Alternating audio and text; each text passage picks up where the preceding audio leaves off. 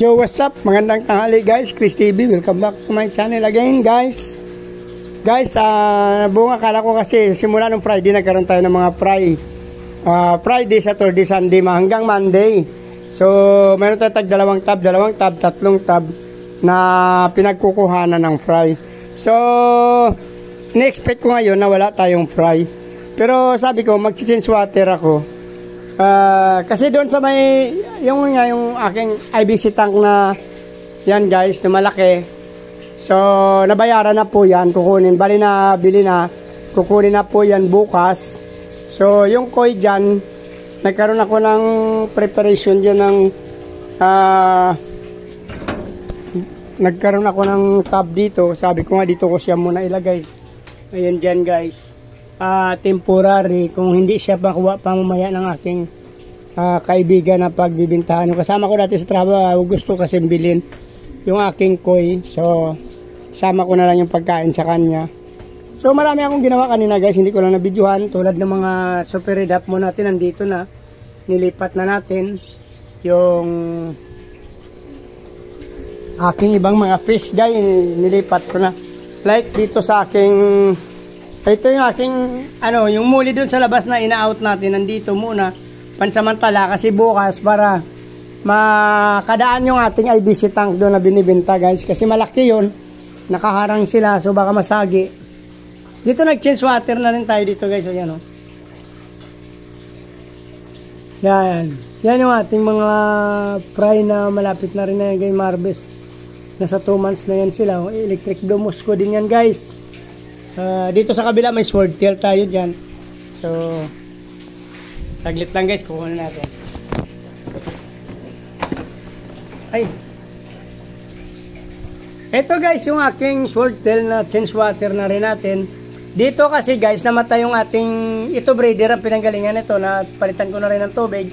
Yung breeder natin dyan na RDSS, namatay na yung 3 female, yung male ang nakuha natin. So yung male natin nilipat natin dito guys sa kabila. Nilagay ko siya doon sa tab na yon.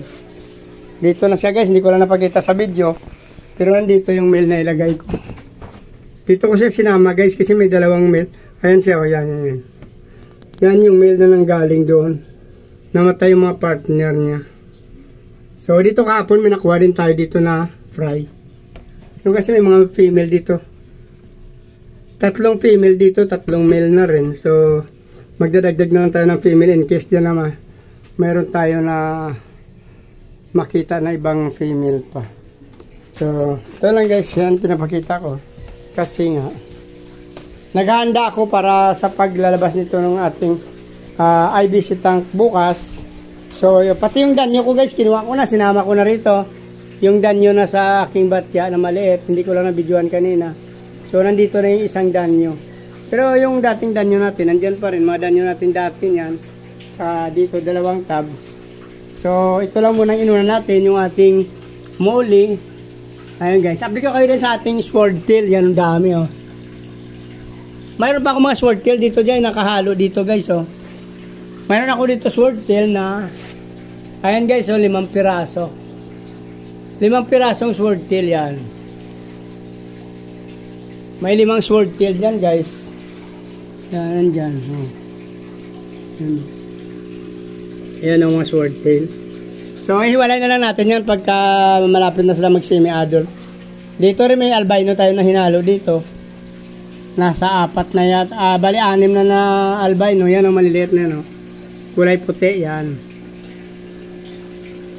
Bali 4 kahapon dinagdag ko na albino dito. Kagabi may 2 nauna. So 6 mga albino dyan na gapi guys.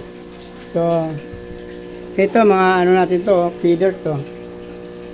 Feeder. Ito breeder to guys, semi-adult pa lang kasi ito kaya walang fry. So dito na lang muna guys. Ayan o, maglilinis tayo dito guys, papalitan natin to ng tubig. Yan, papalitan natin yun kasi dumi na o. Tapos ito natin. Ayan, hanapan natin ang pwesto to yung ating parang na to, chops na to guys. So dito na lang muna guys. Patayin natin flashlight. ito na lang muna para hindi na umaba ang video. Please like, follow, and subscribe mga guys. Sa hindi pa nakasubscribe, pakipindot na ng subscribe button. Sama nyo na rin guys yung bell button para updated kayo sa mga video ko pang ilalabas. Maraming salamat sa mga nagsuporta sa akin. Sana wag kayo magsawa guys sa pagsuporta. So maraming salamat. Umulan na naman guys. Mabuhay kayo hanggang gusto nyo. Umulan na naman. Bye bye.